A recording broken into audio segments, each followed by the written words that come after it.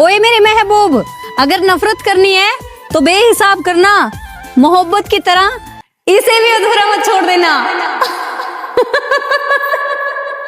अधूरा मत छोड़ देना। पल की